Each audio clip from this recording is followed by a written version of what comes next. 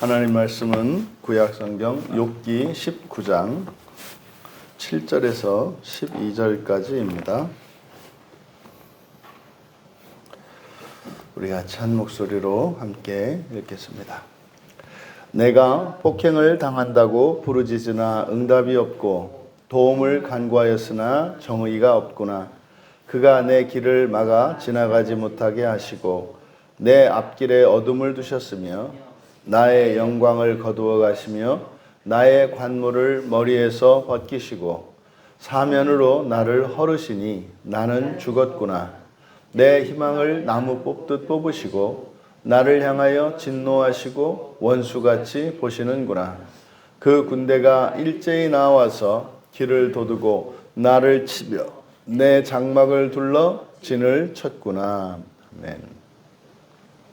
역경과 시련을 만났을 때라는 제목으로 말씀의 은혜를 나누고자 합니다. 욥은 자신이 겪은 이러한 고난들, 이것이 역경과 시련이죠. 애매히 그리고 무가치하게 단지 불행한 사건으로 다가오는 고난이 아니라 신자의 삶 속에 일어나는 모든 어려운 일들은 전부 한계를 돌파할 수 있게 하는 이런 시련들입니다. 근데 이제 욥은 자신이 겪었던 이런 역경과 시련을 이제 7절에서 12절에 걸쳐서 이제 이렇게 기록을 한 것인데, 7절과 12절은 욥이 개인적으로 겪은 이런 역경과 시련들, 이런 고난에 대한 해석을 적어 놓았고, 13절에서 이제 20절까지는 사회적 관계 또는 가족적 이 관계적인 경험과 그에 대한 해석을 적어 놓은 것입니다. 그래서 오늘은 7절에서 12절까지 욥이 개인적으로 겪었던 이러한 고난들에 대한 그의 이해, 그의 해석이 무엇인지를 우리가 한번 살펴보고 거기에서 얻을 수 있는 교훈이 무엇인가를 생각해 볼 수 있는 시간을 갖겠습니다. 첫 번째로 내가 폭행을 당한다고 부르짖으나 응답이 없고 도움을 간구했으나 정의가 없다라고 하는 이 7절의 내용, 그러니까 폭행을 당했다는 거죠. 자신이 폭행을 당했다. 근데 여기서 폭행을 당하다라고, 이 폭행을 당했다라고 번역한 이 말이 하마스이거든요. 하마스. 그러니까 히브리어로 하마스는 폭력이라는 뜻이에요.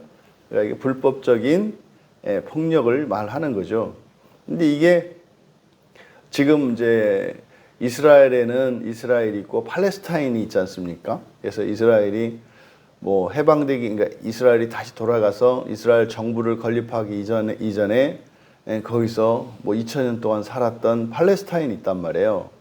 근데 그 팔레스타인을 이제 몰아내고 이스라엘이 이제 정부를 세우니까 그 땅에서 오랫동안 살았던 이제 팔레스타인 사람들이 이제 무장 봉기를 했죠. 우리가 살던 땅인데 이게 무슨 니네가 무슨 아브라함에게 너희들한테 준 땅이라서 이제 와서 이거를 뭐 니네 땅이라고 우리 보고 나가라 그러냐? 그 말도 안 되는 거잖아요.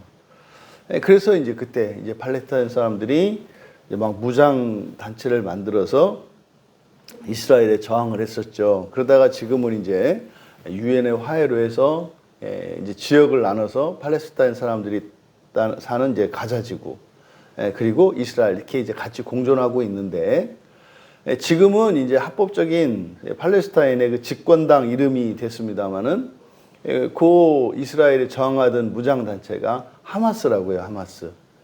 그러니까 이게 언어 유희를 한 거예요. 그러니까 이 하마스는 이스라엘, 이 히브리어로는 이제 폭력이라는 뜻인데, 근데 이 하마스는 원래 이 아랍어로는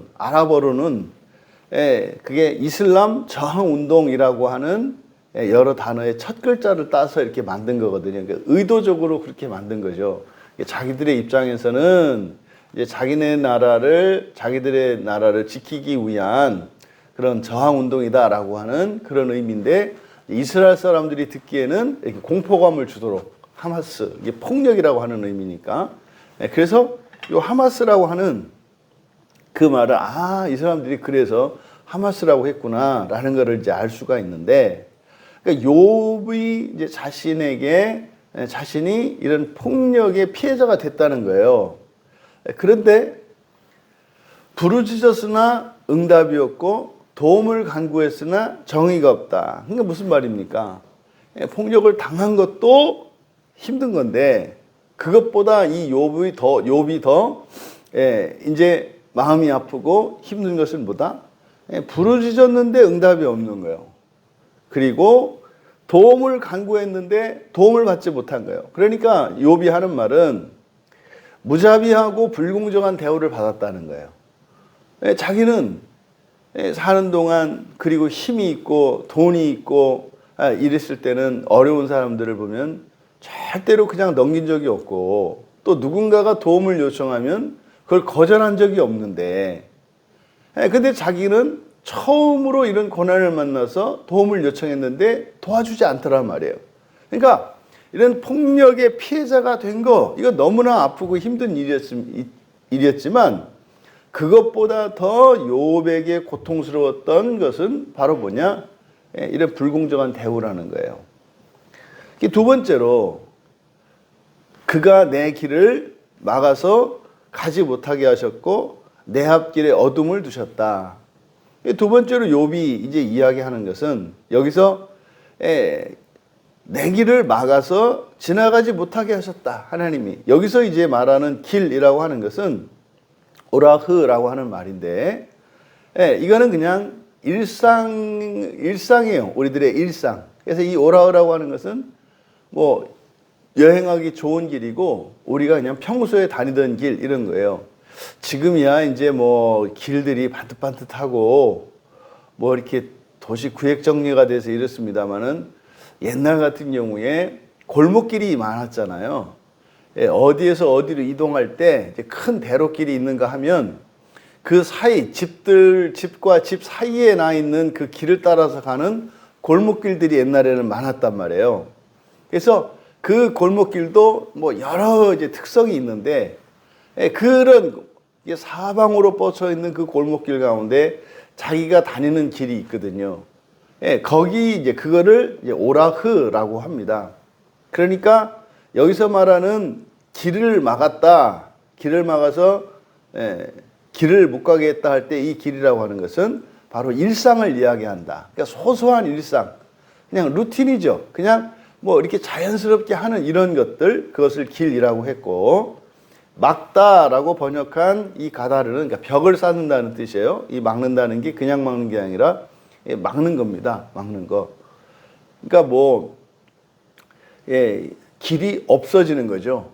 단순히 이렇게 방해하는 정도가 아니라 길을 막아버리는 거라고요. 그러니까 뭐 저기 어딥니까? 아프가니스탄 어디에 보니까 뭐 히말라야가 막 그 지금 뭡니까? 눈이 녹고 이래가지고 온난화 때문에 뭐 난리도 아니잖아요. 그런 바람에 뭐 이제 산이 막 산사태가 나서 눈이 녹으니까 얼었던 그 산이 녹고 그 누에 쌓였던 눈은 사라지고 흙이 드러나는데 이게 얼었던 게 녹아버리니까는 막 산사태가 무자비하게 난대요. 그러는 바람에 그 히말라야에서 내려오는 그 히말라야에서 발원한 이제 강들이 얼마나 많겠습니까? 근데 그 아프가니스탄 그쪽에 이제 히말라야에서 발원하는 큰 강이 있는데 이 산사태가 나는 바람에 그 막혀버린 거예요, 그냥. 근데 이게 그냥 뭐 이렇게 장비를 가지고 뚫을 수 있는 정도가 아니라 산이 옮겨진 것과 같이. 그래서 그게 큰 호수가 됐어요. 그 호수가 되는 바람에 생태계 전체가 파괴가 돼서, 그리고 강물이 흘러내려야 되는데 막혔으니까 히말라야에서 또 눈은 계속 녹아내리죠. 그러니까 어마어마한 호수가 생기고 그 안에 있던 마을들, 여러 마을들은 다 잠겨버려서 다 집단 이주를 해야 되고, 그러니까 기후도 바뀌고, 그래서 심각할 정도로 자연재해가 이제 심해졌다는 거예요. 그게 이제 아프간에 있는 그 어느 한 지역의 심각한 문제랍니다. 그거는 뭐 어떻게 뚫고 이렇게 할 수 있는 게 아니에요. 그러니까 여기서 지금 길에다가 벽을 쌓다라고 하는 게 그런 거예요. 그러니까 일상의 삶의 복구가 도저히 불가능한 상태예요. 이게 지금 길을 막았다라는 게. 그리고 근데 그 가로막은 그 벽이 뭐냐? 내 앞길 어둠을 두셨다. 어둠으로 길을 막았다는 거죠. 그러니까 그런 겁니다. 뭐 우리가 이렇게 딱 문 열고 나가면은 그냥 한 치 앞도 분간할 수 없는 깊은 어둠이 딱 깔려 있는 거예요. 그러니까 문을 열고 딱 나가면 새카만 어둠이야. 그러니까 감히 이렇게 파란 검을 내디딜 수 없는, 이렇게 지금 욥은 느끼는 거예요. 그러니까 자신의 일상의 모든 것이 무너져서 아무것도 할 수 없는 그런 상태인 것을, 그런 상태로 이제 느끼고 있는 거예요. 그 다음 이제 세 번째가 9절에 나의 영광을 거두어 가시며 나의 관모를 머리에서 벗기셨다. 영광을 거뒀다는 게 뭡니까? 이게 영광이라고 하는 말이 원래 무겁다는 뜻이고, 그리고 풍부하다는 뜻이거든요. 많다는 거예요. 많다는 거. 이게 이제 뭐 경제적으로는 재산이 많은 거가 되겠고, 또 사람들로부터 얻는 신임이나 존경이나 이런 것으로 보면은 뭐 영예가 되겠고, 여러 가지 의미를 부여할 수 있는 게 이 영광이란 말이에요. 근데 이 영광이 그래서 하나님의 존재를 나타낼 때 그 빛, 하나님의 그 존재를 영광이라고도 한다 이 말이죠. 그래서 사람들이 영광을 받는다라고 하는 게 뭐 하나님스러워지는 거 이런 거잖아요. 사람들에게서 뛰어나지는 거니까. 근데 자신의 이 영광을 하나님이 거두어 가셨다는 거죠. 그리고 관모를 머리에서 벗기셨다. 관모가 뭡니까? 면류관이죠, 면류관. 그러니까 면류관이라고 하는 것은 이렇게 공적으로 인정되어지는 신분 뭐 이런 거죠. 그러니까 많은 재산과 명예와 또 그가 사회적으로 또 공적으로 가졌던 이런 신분과 이런 권리들이 박탈됐다라는 것을 말하는 거예요. 또 네 번째로 10절에 사면으로 나를 헐으시니, 사면으로 나를 허셨다. 나는 죽었다. 그래서 내 희망을 나무 뽑듯 뽑으셨다. 여기서 이제 죽었다라고 밑줄 치시고, 죽었다라고 번역한 단어는 얄라크거든요. 얄라크가 그냥 가다, 오다 이런 뜻이에요. 그러면 이게 지금 사면으로 나를 헐으셨다. 여기서 사면이 의미하는 바는 뭡니까? 동서남북 사방이니까 모든 방향을 말해요. 모든 방향. 그러니까 모든 영역이죠. 자식도 잃었죠. 재산도 잃었죠. 건강도 잃었죠. 명예도 없죠. 그러니까요. 모든 영역을 말해요. 모든 영역. 그러니까 사면을 다 하셨다. 사면을 다 하셨다. 그래서 여기서 나는 죽었다라고 번역되어 있는데 그냥 나는 갔다. 그러니까 끝났다 이 말이죠. 나는 갔다. 그래서 이거를 이제 죽었다라고 번역을 한 거예요. 그러니까 자기가 가지고 있던 이 모든 것들이 다 사라져 버렸다는 것을 의미하는 거예요. 그러니까 모든 것을 다 잃어버렸다. 그래서 또 그것뿐만 아니라 희망을 나무처럼 뽑으셨다고 하는 게 뭐겠어요? 회복될 가능성도 남지 않았다는 거예요. 그러니까 모든 것을 다 잃었고 회복될 가능성도 전혀 없다. 이게 지금 욥이 느끼는 거예요. 그 다음 5번째로 11절에 나를 향하여 진노하시고 원수같이 보시는구나. 그러니까 나를 향해서 진노하셨다는 거예요. 화를 내셨다는 거죠. 어마어마한 화를 내셨는데 화도 그냥 화가 아니라 누구에게 내는 화? 원수. 여기서 원수라고 번역한 말은 차르라는 말인데 이 차르라고 하는 말은 좁은 꽉 끼는. 그래서 그 하나님 나라에 들어가는 길이 예수님이 뭐라고 했어요? 좁고 협착하다 그러잖아요. 좁고 달라붙었다 이렇게 얘기하잖아요. 그게 바로 요 차르입니다. 그래서 이게 형용사로는 뭐 꽉 끼는, 좁은 뭐 이런 거. 여러분들이 뭐 이렇게 아주 뭐 20대 때 막 이렇게 좀 이렇게 입었던 바지가 있어요. 이렇게 이제 좀 뭐 나이 좀 먹고 몸도 좀 넉넉해지고 나서 이렇게 이 바지를 좀 오랜만에 입어보고 좀 맵시 좀 내려고 그랬는데 이게 아예 뭐 그냥 무릎 먼저에서 딱 걸려서 들어가지를 않아. 그래서 그걸 어떻게 억지로 입으려고 막 끼잖아요. 요게 차르예요. 이 좁은 꽉 끼는 요게 차르. 근데 이게 이제 명사로 사용될 때는 이제 해협, 이게 좁은 수로죠. 해협 또는 고통, 괴로움 이런 의미로도 사용되고 그래서 어떤 대상이 나에게 고통을 줄 때 그런 사람에게 이 차르라 그래요. 그러니까 요거를 이제 지금 원수라고 번역한 거예요. 그러니까 마치 하나님이 욥에게 일으킨 이런 재앙들이 진노로 생각되는데 화를 내시는 것처럼 생각을 하는데 어느 정도로 누구에게 화를 내는가? 하나님을 괴롭게 하는 하나님을 하나님께 고통을 주는 것 같은 그런 존재에게 화를 내는 것처럼 하신다. 그러니까 자신을 하나님이 아주 악한 존재로 하나님께 뭐 필요 없는 정도가 아니라 하나님께 해를 끼치는 존재로 자기를 인식하고 있는 거예요. 뭐 때문에? 너무 고난이 크니까 내가 얼마나 이렇게 악한 존재면 하나님 나한테 이러실까라고 생각하고 있다는 거예요. 그 다음 6번째로 그 군대가 일제히 나왔다. 그래서 길을 도두고 나를 치며 내 장막을 둘러 진을 쳤다. 여기서 그 군대가 일제히 나왔다. 여기서 군대라고 번역하는 것은 뭐 정상적인 뭐 군대 이런 걸 말하는 게 아니라 여기서는 이제 습격하는 무리를 말하는 거예요. 이게 이제 군대가 됐든 아니면은 깡패 무리가 됐든지 간에 여기 초점 이 군대라고 하는 이 말이 가지고 있는 말은 부정적인 의미예요.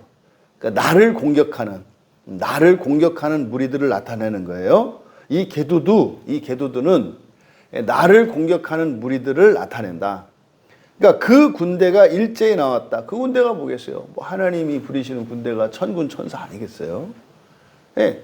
그게 지금 욥을 습격했다는 거죠. 근데 습격하는데 어떻게 습격을 했느냐? 길을 도두고 나를 치며 이때 길이라고 하는 것은 데레크거든요. 데레크. 주의 길 하는 이 데레크. 그러니까 이 데레크는 목적지에 이르는 길입니다. 이 데레크는.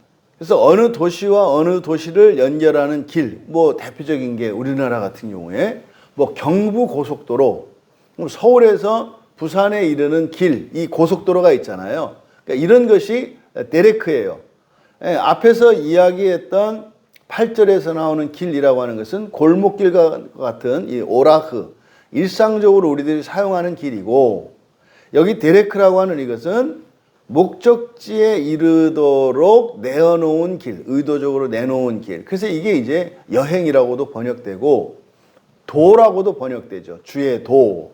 그러니까 하나님의 말씀은 성경에 있는 모든 말씀은 사실은요. 우리들을 하나님 나라로 인도하는 길이죠. 그래서 이거를 도라고도 번역을 하는 거예요. 그러니까 여기서 그러니까 데레크를 도두고 나를 쳤다라고 하는 이것은 그 무리들이 길을 꽉 채운 걸 말하는 거예요. 길을 꽉 채워서 길이 이렇게 높아졌다는 거죠. 근데 어떻게? 그 군대 무리들이, 그러니까 수많은 무리들이 내가 가야 하는, 가지 않으면 안 되는 가지 않으면 안 되는 그 길을 막아섰다는 거죠. 그뿐입니까? 길만 막아서고 길만 차단한 게 아니라 내 장막도 둘러 진을 쳤다. 그러니까요. 인생길이 아주 막혔고 게다가 장막을 둘러친 거니까 운신할 수도 없다는 거예요. 꼼짝달싹하지 못하게 되었다는 거예요. 그러니까 지금 6가지로 쭉 정리를 해봤는데 이게 지금 욥이 느끼고 있는 자신이 느끼고 있는 이 고난을 이렇게 6가지로 정리했거든요. 근데 이거를 전부 하나님이 하신다고 생각을 하는 거예요. 근데 이게 지금 다 뭡니까? 억울하고 분하고 답답하고 불행하고 그리고 희망도 없고 좌절하고 이거는 그냥 자폭해야 되는 이런 상황이라고 결론을 내린 거죠. 우리도 뭐 이렇게 욥과 같이 심하지 않을지라도 뭐 일시적으로든 아니면 과거든 또 앞으로 미래에 일어나든 이런 역경과 시련을 만날 수가 있습니다. 그럼 이럴 때 어떻게 해야 될까? 이때 어떻게 해야 될까? 여러분, 역경과 시련을 넘으면 어떻게 해야 될까요? 일단 그냥 아파야 되고요. 힘들어야 되는 거예요. 이거 당연한 거거든요. 근데요, 이거를 인정을 안 합니다. 그냥 아프고 힘들고 괴로운 거를 받아들이지를 않아요. 받아들이지 않는다는 게 뭡니까? 이제 거짓 감정으로 이것에 대해서 분노를 폭발시키는 거예요. 그러니까 지금 욥이 하는 것 같이 맨 처음에 7절에서 뭐라 그랬어요?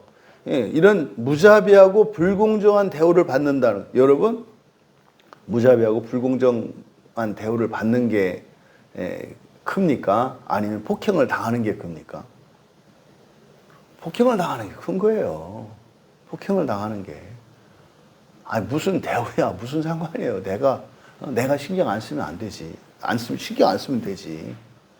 그런데 실질적으로 나에게 고통의 원인이 되는 이런 폭행을 당하는 이 폭력의 피해자가 되는 이것보다 심정적으로 이것이 부당하고 잘못됐다라고 하는 이것으로 인해서 겪는 고통이 큰 것처럼 생각하느라 실제적인 고통의 원인이 되는 이 폭력의 상황, 이걸 벗어나지 못한다고요. 여러분, 너무나 어이없게 많은 사람들이 불행한 상황에 빠졌을 때 그 불행한 상황에서 벗어나는 것, 구원이잖아요. 거기에 마음을 쓰기보다는 화를 내는데 먼저 우선한다는 거예요. 그러면 그런 순간이면, 아니, 길을 가다가 갑자기 다리가 끊어져서 물에 빠졌어요. 그러면은 뭐 해야 된다는 거예요? 헤엄을 쳐서 나오든지 뭘 붙잡든지 살아야 되는데, 물에 딱 빠지는 순간 어떻게 하냐면 이따위로 다리를 만들어 놔가지고 이런 부실공사한 것 때문에 내가 이렇게 빠져줘야 돼. 이게 흥분하느라고 물에 들어갔다 나왔다 하면서 막 그냥 죽어가는데 그 생각을 하고 있다는 거예요. 그 생각을. 여러분, 일상 속에서 우리가 어려움을 만나거나 시련을 만나면 그냥 어려워야 하고 괴로워야 하고 힘들어야 한다는 것을 받아들여야 돼요. 그러니까 이렇게 반발하거나 아니면은 애써서 그것을 부인하려고 하는 엉뚱한 짓을 하죠. 당장 내 앞에 닥친 문제가 발등에 불이 떨어졌는데 그냥 내비둔단 말이에요. 안 뜨겁다, 안 뜨겁다, 안 뜨겁다. 그게 안 뜨겁습니까?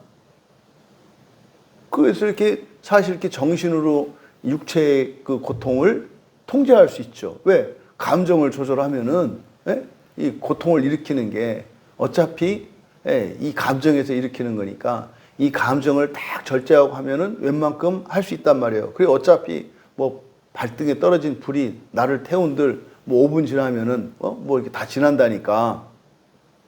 근데요, 나중에 그러면 다리가 타서 없어져요. 그러니까 그 외면한다고 되는 게 아니거든요. 그러니까 문제를 문제로 인식해야 되고요. 그러니까 불행한 상황을 불행으로 인식을 해야 돼요. 우리가 슬플 때는 슬퍼야 한다. 외로울 때는 외로워야 하고 두려울 땐 두려워해야 된다니까요. 그러니까 너무 감정에 빠지는 것도 문제지만 이 감정을 인정하지 않고 마치 헛개비처럼 생각하는 것도 안 된다 이 말이에요. 그래서 1차적으로 이런 역경과 시련을 만났을 때는 그냥 그것을 있는 그대로 받아들여라. 있는 그대로 받아들여라. 그리고 나서 그걸 받아들이면 상황이 왜 이랬느냐, 뭐 이게 중요한 게 아니라 뭐예요? 여기서 벗어나는 게 관건이잖아요. 그럼 여기서 어떻게 벗어날 수 있는가를 생각을 해야 되는 거죠. 그때 우리가 근본적으로 우리를 구원하실 수 있는 분은 예수 그리스도 한 분밖에 없다는 사실을 상기시켜야 해요. 힘이 있거나 돈이 있는 사람이 일시적으로 나를 도와줄 수 있습니다. 그런데 매번 끝도 없이 도와줄 사람은 없어요. 그런 힘도 없어요. 그것은 오직 우리의 구원자이신 예수 그리스도 이외에는 우리의 크고 작은 모든 문제들의 근본적인 해결책과 근본적인 구원을 해줄 수 있는 것은 예수 그리스도 한 분이라고 하는 것을 이런 고난과 역경을 만났을 때 우리가 깨달아야 해요. 그래서 구원은 오직 예수께 있다. 구원은 오직 예수 그리스도께 있다. 그러면은 내가 지금 만나서 맞닥뜨리고 있는 이 절대적인 고난과 절망, 이것이 사실은요, 엄청난 유익이 되는 거예요. 그러면 이런 불행한 사건이 불행으로 끝나는 게 아니라 사실은 영생을 얻을 수 있는 기회로 바뀌는 거예요. 그러니까 육체로는 힘들고 인간으로는 딱한 처지일지 모르겠지만 그것으로 인해서 진정한 구원주가 예수 그리스도이시라는 것을 생각하고 그것을 믿을 수 있게 되었다면 세상의 모든 것을 주고도 얻을 수 없는 것을 얻은 거죠. 그리고 나서 그때 그것을 회개의 기회로 삼아라. 회개의 기회라는 게 뭡니까? 변화의 기회잖아요. 변화의 기회. 이러한 역경과 시련을 만나지 않았더라면 고집스럽게 살았을 나의 인생을 바꾸는 거예요. 이게 회개입니다. 그러니까 이 고난이 있지 않았더라면 나는 그렇게 계속 살았을 거거든요.